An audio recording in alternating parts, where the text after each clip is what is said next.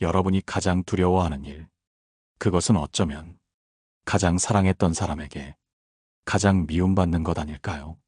긴 세월을 함께 걸어온 사람이 이제는 나를 피하고 말을 아끼고 심지어 날 무시하는 순간, 그 외면 속에서 느껴지는 서늘함은 모든 사람의 마음을 무너뜨립니다. 사랑으로 시작했던 사이가 언제부터인가 원수가 되어버리는 일, 생각보다 많습니다. 특히 노후가 되어 자식들이 출가하고 둘만 남았을 때 그 사이에 남은 건 사랑이 아니라 쌓여버린 원망이라면 그 삶이 얼마나 쓸쓸하겠습니까? 오늘 이 방송을 통해 여러분과 함께 나누고 싶은 이야기는 사랑했던 배우자가 노후에 왜 원수가 되었는가, 그 이유에 관한 것입니다. 이 방송은 어떤 사람을 비난하고 누가 잘못했는지를 따지려는 것이 아닙니다. 다만 오래 함께한 사이에도 어떻게 하면 서로를 지킬 수 있을지 그 방법을 함께 나누고자 합니다. 제게 이런 상담을 해온 분이 있었습니다. 결혼한 지 40년 된 부부였는데 남편은 정년퇴직 후 집에서 쉬고 있었고 아내는 여전히 작은 장사를 하며 가정을 부지런히 꾸려갔습니다.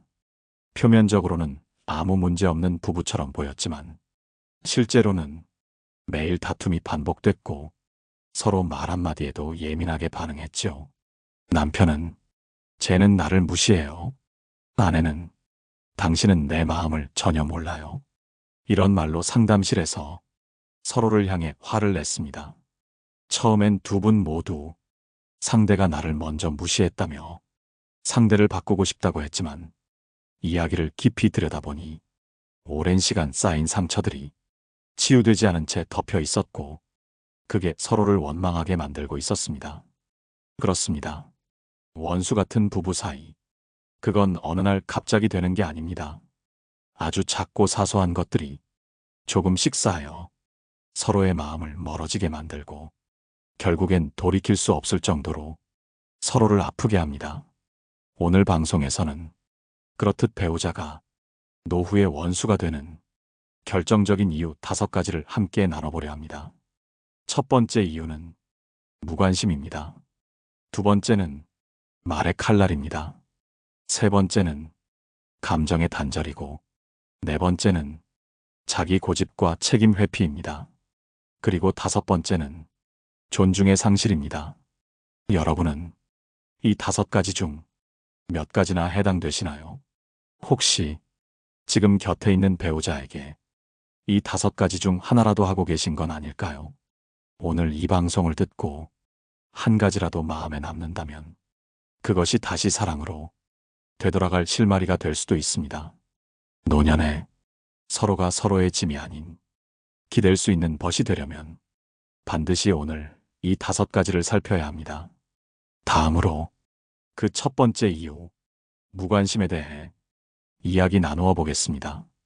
여러분, 노후에 함께한 배우자가 더 이상 마음을 쏟아주지 않을 때 그것은 단순한 시간이 흘러서가 아니라 서서히 쌓여온 무관심 때문입니다. 한때는 하루에도 수십 번 서로에게 다정한 한마디를 건네던 두 사람이 이제는 눈빛도 말 한마디도 없이 그저 서로의 존재를 그저 배경처럼 느끼게 된다면 그것이 바로 첫 번째 원수의 이유, 무관심임을 우리는 깨달아야 합니다. 서울 강서구에 사는 70세 김영희 어르신의 이야기를 들어보시죠. 김영희 어르신은 평생을 함께했던 남편과 어느새 서로의 눈길을 피하고 집안에서 거의 대화 없이 살아오게 되었습니다. 남편은 정년퇴직 후 늘 혼자 있는 시간이 늘어나면서 그동안 서로 나누던 작은 관심조차 사라져버렸습니다. 아침 식사 때도 저녁에 TV를 보며 같은 공간에 있어도 서로에게 눈 한 번 마주치지 않고 그저 무심한 표정으로 시간을 보내기 시작했습니다. 김영희 어르신은 처음엔 그저 나이가 들면서 사람도 변하는 법이지 라며 스스로를 위로하려 했지만 어느새 마음 한구석에 깊은 외로움과 서운함이 자리 잡게 되었습니다. 그녀는 문득 내가 남편에게 얼마나 많은 관심을 주었는데 이제는 그 관심이 한 점도 돌아오지 않는구나 라는 사실에 크게 상심하셨습니다. 그때부터 김영희 어르신은 자신의 마음속에 쌓인 무관심의 짐을 내려놓기 위해 스스로를 위한 작은 변화를 시도하기 시작했습니다. 먼저 매일 아침 거울 앞에 서서 자신의 얼굴을 바라보고 오늘 하루도 자신을 위해 살아갈 것임을 다짐했습니다. 그리고 작은 일부터 시작하여 동네 카페에 가서 혼자 커피 한 잔을 즐기고 때로는 옆자리에 앉은 다른 어르신들과 짧은 인사를 나누며 작은 관심이라도 서로 주고받으려고 노력했습니다. 이러한 변화는 남편에게서도 서서히 감지되기 시작했습니다. 처음에는 요즘 왜 이렇게 자주 카페에 가니? 라는 질문에 남편은 그냥 기분 전환이라고 대답했지만 시간이 흐르면서 그의 말투와 태도에서도 김영희 어르신에 대한 관심의 변화가 느껴지기 시작했습니다. 예전에는 가족 식사 시간에 서로의 안부를 묻고 짧은 대화라도 주고받았던 것이 이제는 서로를 마주보지 않고 그저 각자의 시간을 보내는 모습이 되었습니다. 여러분, 무관심은 대화가 없는 침묵 속에 숨어있는 큰 상처입니다. 한때 서로를 위해 노력하던 사람들이 조용히 서로의 마음에서 멀어지게 되는 것, 그것이 바로 노후에 배우자가 원수가 되는 첫 번째 이유입니다. 우리는 종종 나이가 들면 서로를 이해하지 못한다고 그저 운명이라 받아들이기도 합니다. 하지만 진정한 문제는 서로에게 관심을 잃고 존중의 말 한마디도 건네지 않는 무관심에서 시작됩니다. 이런 상황에서 우리 모두는 스스로에게 질문해야 합니다. 내가 지금 상대방에게 충분한 관심을 표현하고 있는가? 내가 서로의 작은 변화에도 따뜻한 말을 건네고 있는가? 이 질문에 대한 답이 만약 부정이라면 그것이 바로 관계를 회복할 수 있는 첫 번째 단서가 될 것입니다. 노년의 삶은 건강이나 돈보다 더 깊은 관계 속에서 그 가치를 찾을 수 있습니다. 자녀나 사회가 아닌 바로 우리 자신과 서로를 향한 진심이 노후의 행복을 결정짓는 요소입니다. 여러분, 이제 무관심의 벽을 허물기 위해 작은 인사 한마디, 따뜻한 눈빛, 그리고 서로를 향한 진심 어린 한마디를 매일 실천해 보시기 바랍니다. 그렇게 쌓인 작은 변화들이 결국은 큰 사랑과 존중으로 돌아올 것입니다. 다음으로 우리가 겪게 되는 두 번째 원수의 이유, 즉 말의 칼날과 상처에 대해 더 깊이 이야기 나누어 보겠습니다. 여러분, 말은 때로 칼보다 더 날카롭고 깊은 상처를 남깁니다. 사랑했던 사이도 말 한마디에 갈라지고 원수로 돌아서는 데는 그리 오랜 시간이 걸리지 않습니다. 서울 노원구에 사는 73세 박정심 어르신의 이야기입니다. 이 부부는 결혼 45년 차였습니다. 평생 남편은 묵묵한 성격이었고 박정심 어르신은 말이 많은 스타일이었습니다. 젊을 때는 그 다름이 오히려 매력처럼 느껴졌습니다. 하지만 노년기에 들어서면서 그 다름이 충돌로 바뀌었고 결정적으로 남편이 한 말 한마디가 그녀의 마음을 송두리째 무너뜨렸습니다. 어느 날 부부싸움이 이어졌습니다. 그날 남편은 무심코 이렇게 말했습니다. 그만 좀 해라. 늙으니까 말도 더 많아지네. 살맛이 안 난다. 순간 박정심 어르신은 숨이 턱 막혔다고 했습니다. 그 말이 칼처럼 가슴을 찔렀다고요.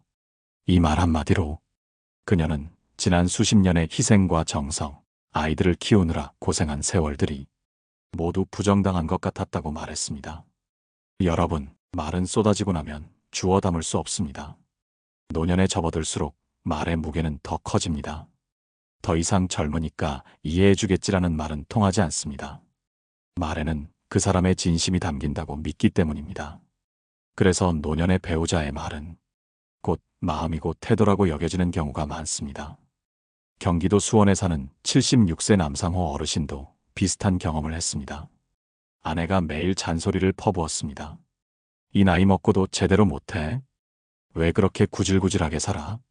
쓸모없는 사람. 처음엔 웃으며 넘겼습니다. 하지만 그 말이 하루, 이틀, 한 달, 1년 쌓이자 남상호 어르신은 결국 말했습니다. 나는 집에 들어오면 지옥이야. 여러분, 말은 상대방을 다시 일으킬 수도 있지만 그 사람을 영영 부서지게 만들 수도 있습니다. 정말 아끼고 소중한 사람이라면 그 사람에게 건네는 말부터 달라져야 합니다. 노년의 갈등이 깊어지는 이유 중 하나는 서로에 대한 언어가 칼이 되어버리기 때문입니다.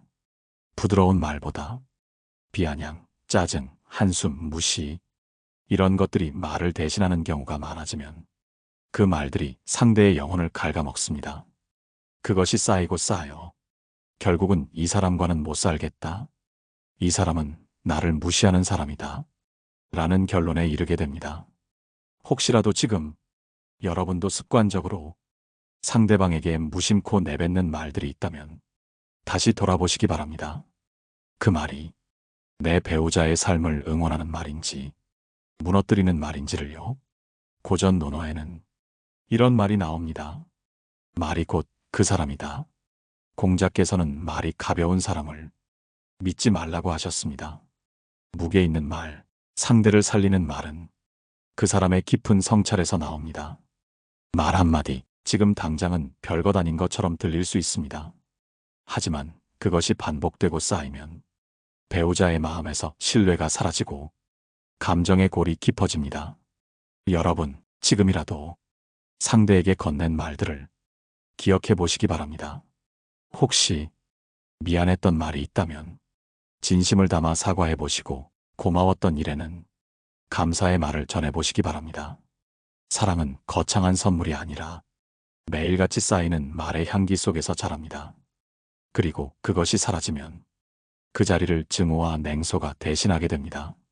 이번에는 사랑했던 사람과 갈등의 골이 깊어지는 세 번째 이유, 서로의 삶을 간섭하려는 욕구에 대해 이야기 나눠보겠습니다. 여러분, 살다 보면 참 아이러니한 순간들이 있습니다. 사랑해서 결혼했던 사람인데 세월이 흘러 그 사람의 사소한 습관 하나에 이성을 잃고 말싸움이 벌어지고 그 말싸움이 결국에는 서로의 인생에 깊은 상처가 되기도 합니다. 이런 경우 그 밑바닥을 들여다보면 대부분 정서적 단절에서 시작되는 경우가 많습니다. 경기도 안양에 사는 70대 부부가 있습니다. 결혼 40년 차, 겉으로는 아무 문제 없어 보이지만 속사정을 들어보면 두 사람은 이미 수년 전부터 대화가 완전히 끊긴 상태였습니다. 남편은 퇴직 후 늘 집에 있었고 아내는 손주를 돌보며 시간을 보냈지만 서로에 대한 관심은 점점 줄어들었습니다. 처음엔 말 한마디, 오늘 기분 어때? 점심은 뭐 먹었어? 이런 일상적인 말들이 오갔지만 어느 순간부터는 그조차 사라졌다고 합니다. 남편은 말합니다. 괜히 물어봤다가 또 잔소리 들을까봐 아예 말을 안 하게 됐어요. 아내도 말합니다. 말해봤자 관심도 없고 대꾸도 안 하니까 저도 말하기 싫어지더라고요. 여러분, 정서적 단절은 크게 싸우고 난 뒤에만 생기는 게 아닙니다. 말을 하지 않아서, 관심이 줄어서, 서로가 서로를 외면하기 시작할 때 그 고요함 속에서 천천히 생겨나는 게 바로 정서적 거리입니다. 눈을 마주치지 않고 상대가 무슨 생각을 하는지 알려고 하지 않고 하루 종일 같은 집에 살아도 전혀 마음이 오가지 않는 그런 관계. 이게 바로 사랑했던 배우자가 원수처럼 느껴지게 되는 위험한 지점입니다. 부산의 한 여성 상담자는 이런 말을 했습니다. 배우자와 갈등이 깊어졌다고 말하는 이들 대부분은 싸워서 그런 게 아닙니다. 그보다는 너무 오랫동안 아무런 감정 교류 없이 살아서 서로에게 기대조차 하지 않게 된 경우입니다. 정서적 단절이 무서운 이유는 갈등이 아니라 무관심이라는 점입니다. 관심도 없고 기대도 없고 이제는 뭘 말해도 안 바뀔 거라는 단념만이 남은 관계. 그래서 정서적 단절은 부부 사이를 가장 빠르게 무너뜨리는 무음의 해일 같은 것입니다. 여러분, 지금 여러분 부부는 정서적으로 얼마나 연결되어 있나요? 하루에 한 번 배우자의 눈을 보고 이야기를 나누시나요? 손을 잡아본 기억은 언제인가요? 서로의 기분을 물어보는 일조차 언제부턴가 귀찮아졌다면 그건 이미 단절이 시작된 신호일 수 있습니다. 불교에서는 업이라는 것은 쌓이는 것이다라고 말합니다. 그 업은 말로, 마음으로, 행동으로 쌓이고 결국 그것이 우리의 인연과 삶을 결정하게 됩니다. 정서적 단절도 그렇게 서서히 쌓인 업입니다. 그래서 회복하려면 거꾸로 업을 다시 쌓아야 합니다. 하루에 한 번 고마웠던 일을 떠올려 말로 표현하고, 하루에 한 번 상대의 기분을 묻고 들어주는 일, 하루에 한 번 다정한 눈빛을 건네는 것, 이런 작은 업들이 다시 관계를 이어주는 끈이 되어줍니다. 지금부터라도 너무 멀리 가버리기 전에 다시 돌아서서 그 끈을 붙잡아 보시기 바랍니다. 정서적 거리란 사소한 말 한마디, 손길 하나로도 다시 가까워질 수 있는 것이니까요. 다음으로 부부가 원수가 되는 네 번째 이유, 경제적 갈등과 의심이 서로를 불신하게 만드는 경우에 대해 이야기 나누겠습니다. 경기도 파주에서 만난 68세 남성 김종수 어르신은 결혼 43년 만에 배우자와 완전히 등을 돌렸다고 말했습니다. 그 이유를 물었더니 조용히 이렇게 말하셨습니다. 나는 아내를 평생 믿고 살아왔어요. 그런데 퇴직하고 나서야 내 통장을 아내가 내 허락 없이 썼다는 걸 알았어요. 몰래 빚도 내고 자식에게 돈도 줬더라고요. 여러분, 사랑하는 사람에게서 신뢰가 무너지는 그 순간, 그 충격은 외도보다 더 클 수도 있습니다. 불륜은 적어도 상대가 내게 관심을 끄는 행위지만, 경제적 신뢰가 깨졌다는 것은 함께한 세월 전체가 조작된 느낌을 주기 때문입니다. 배우자와의 돈 문제는 대부분 퇴직 이후에 더 두드러지게 드러납니다.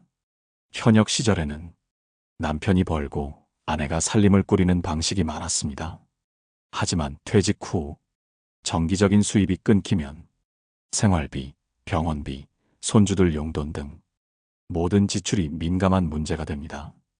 이때 배우자 몰래 돈을 쓰거나 누구에게 줬다는 사실이 밝혀지면 그동안 쌓아온 신뢰는 한순간에 바닥으로 떨어집니다. 서로가 서로를 의심하게 되고 이제는 대화조차 회피하게 되죠.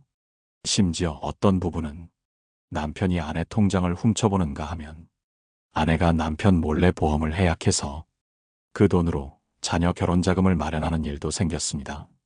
그 후 두 사람은 6개월 넘게 말을 섞지 않았고 결국 이혼까지 고민하게 되었죠.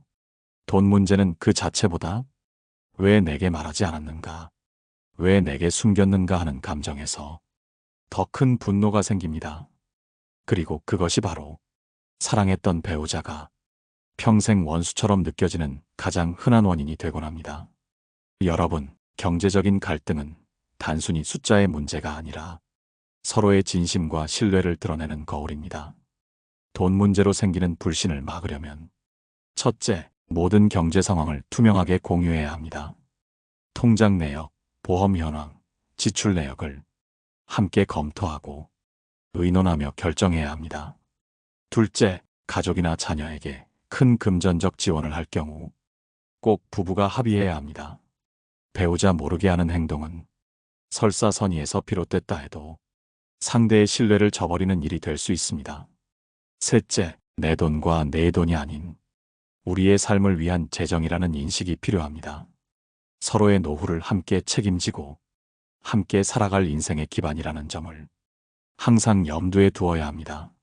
철학자 쇼펜하우어는 돈은 삶의 목적이 되어서는 안 되지만 삶의 윤리를 무너뜨릴 정도로 가볍게 다뤄서도 안 된다고 말했습니다. 이 말은 부부 사이에도 꼭 들어맞는 말입니다. 부부란 인생을 함께 걷는 동반자입니다. 한 사람의 실수나 무심함이 평생 함께한 세월을 무너뜨리는 일이 되지 않도록 경제적 신뢰는 꼭 지켜야 할 덕목입니다. 혹시 지금 배우자와 돈 문제로 갈등하고 있다면 그 갈등이 정말 돈 때문인지 혹은 다른 감정이 쌓인 결과인지 한번 마음을 가만히 들여다보시길 바랍니다. 다음으로 사랑했던 배우자가 원수처럼 느껴지는 5번째 이유, 자녀 문제로 인해 서로에게 실망하거나 상처 주는 경우에 대해 이야기 나누겠습니다. 서울 도봉구에 사는 71세 여성 이정화 어르신은 한때 아들과 딸 모두를 데리고 손주들까지 돌봤던 분이셨습니다. 그분의 집은 늘 사람들로 북적거렸고 명절이며 방학이면 가족들로 집이 꽉 찼습니다. 그런데 어느 날부터인가 남편과 말다툼이 잦아지기 시작했습니다. 대화의 원인은 늘 같았습니다. 왜 당신은 애들 편만 들어? 왜 손주 교육은 당신이 다 책임지려고 해? 자녀 문제는 부부 사이에 묘한 균열을 일으킵니다. 특히 노후에 들어서면 그 갈등은 더욱 깊어집니다. 자녀가 취업이 안 되거나 결혼을 미루거나 혹은 자녀의 배우자와 갈등이 생기면 한쪽은 자녀를 감싸고 다른 한쪽은 냉정하게 선을 긋자는 식의 대응이 나옵니다. 이때 서로의 입장이 다르다면 사랑했던 배우자가 가장 밉고 속상한 사람이 되기도 하죠. 이정화 어르신은 아들이 이혼을 했을 때 자신은 며느리의 잘못이 더 크다고 생각했지만 남편은 아들의 문제를 더 심각하게 여겼다고 합니다. 이후 두 분은 자주 다퉜고 결국 1년 넘게 각방을 쓰게 되었습니다. 부부가 자녀 문제로 다투는 경우는 생각보다 많습니다. 자녀의 결혼, 취업, 육아, 재정 지원 문제 등 다양한 갈등 상황 속에서 부부는 서로 다른 방식으로 자녀를 대하게 됩니다. 어느 쪽은 무조건 도와줘야 한다고 믿고 또 다른 쪽은 그렇게 키웠으면 이제 책임도 져야 한다고 말합니다. 하지만 이 차이가 서로를 공격하는 방향으로 흐르기 시작하면 그 순간부터 배우자는 더 이상 내 편이 아닌 상대방이 되어버립니다. 문제는 이 갈등이 자녀를 위한다는 명분 속에 숨어 있다는 점입니다. 하지만 사실은 자신의 상처나 두려움을 상대에게 떠넘기는 방식으로 감정이 흘러가는 경우가 많습니다. 이럴 때 중요한 것은 자녀 문제를 우리의 문제로 만들지 않는 것입니다. 즉, 자녀가 처한 상황은 자녀의 몫이라는 것을 인정하고 부부는 그로 인해 다투기보다는 서로의 감정을 조율하고 지원의 방향을 조율하는 데 집중해야 합니다. 두 번째로 필요한 것은 상대의 감정도 이해하는 노력입니다. 내가 자식을 더 걱정한다고 생각할 수 있지만 상대도 다른 방식으로 걱정하고 있음을 받아들이는 겸손이 필요합니다. 세 번째로는 자녀가 원할 때 도움을 주는 태도를 유지해야 한다는 점입니다. 도와주고 싶어도 도움을 받지 않겠다는 자녀가 있다면 억지로 끌어안지 말고 거리두기도 사랑의 방식임을 부부가 함께 인식해야 합니다. 이런 성찰이 없으면 자녀를 걱정하는 마음이 결국 배우자를 향한 원망으로 번지게 되고 사랑했던 사람과 감정의 골이 깊어지게 됩니다. 철학자 키에르케고르는 부모는 자녀에게 조언은 줄 수 있으나 삶을 대신 살아줄 수는 없다고 말했습니다. 자녀의 일은 자녀의 몫이고 부부는 그저 서로의 마음을 보듬는데 최선을 다해야 합니다. 혹시 지금 자녀 문제로 배우자와 다투고 있다면 그 갈등의 중심에 내 감정이 얼마나 자리하고 있는지 한번 깊이 들여다보시길 바랍니다. 이번에는 지금까지 다뤄온 사랑했던 배우자가 원수처럼 느껴지는 5가지 이유를 정리하고 앞으로 어떻게 살아야 부부로서의 사랑과 존중을 지켜갈 수 있을지에 대한 현명한 해답을 드리겠습니다. 지금까지 이야기를 들으며 여러분 마음속에도 하나씩 떠오른 감정이 있으셨을 겁니다. 나도 모르게 상처받았던 기억, 어느 날 문득 사랑이 사라졌다는 것을 느꼈던 그 순간, 그리고 그것이 배우자 때문이라고 생각하게 되었던 수많은 날들. 우리는 살아가며 수없이 많은 이유로 서로를 오해하고 멀어지고 상처 주고 때로는 사랑했던 사람에게 가장 독한 말을 하기도 합니다. 그런데 정말 중요한 것은 그 감정 하나하나가 결국 지키고 싶었던 마음에서 비롯된 것이었다는 겁니다. 첫 번째, 정서적 단절. 둘 사이의 대화가 줄어들고 서로에 대한 관심이 식어가며 감정의 교류가 끊기면 사랑은 자라지 못합니다. 이럴 땐 말 한마디라도 건네고 눈을 마주치고 작은 감정이라도 나누는 연습이 필요합니다. 두 번째, 상대에 대한 기대와 실망. 사람은 누구나 실망합니다. 문제는 그 실망이 쌓여 기대가 무너질 때입니다. 기대하지 않으면 덜 다친다고 하지만 서로를 향한 기대는 사랑의 또 다른 표현이기도 합니다. 기대가 실망으로만 이어지지 않도록 서로의 마음을 자주 들여다봐야 합니다. 세 번째, 무너진 신뢰. 신뢰는 한순간에 무너지지만 다시 세우는 데는 오랜 시간이 걸립니다.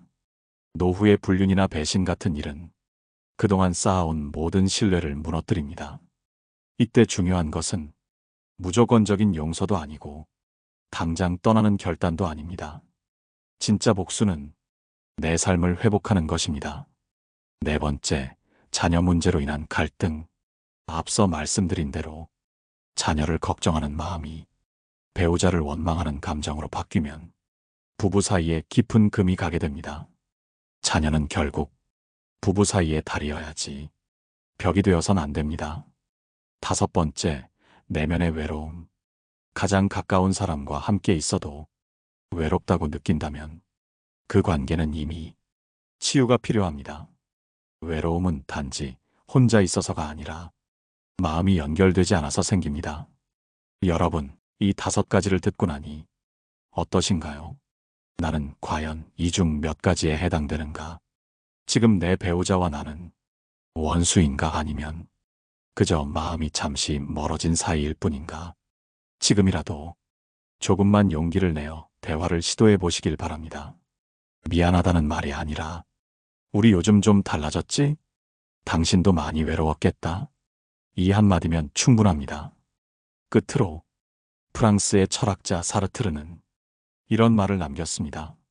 사랑은 그 사람을 바꾸려는 노력이 아니라 그 사람이 있음에 감사하는 마음이다. 여러분도 이제 그 마음을 회복하셨으면 좋겠습니다. 누구보다도 오래 함께했던 사람, 그 사람과 남은 인생을 조금 더 따뜻하게, 조금 더 다정하게 살아가시길 바랍니다. 오늘 이야기 들으시면서 혹시라도 마음이 움직였다면 댓글로 여러분의 생각을 짧게라도 나눠주세요. 그리고 좋아요, 구독으로 여러분의 마음을 전해주신다면 다음 방송도 진심을 다해 준비하겠습니다. 감사합니다. 여러분의 하루가 조금은 덜 외롭고 조금은 더 따뜻해지길 진심으로 바랍니다. 인생의 라디오였습니다.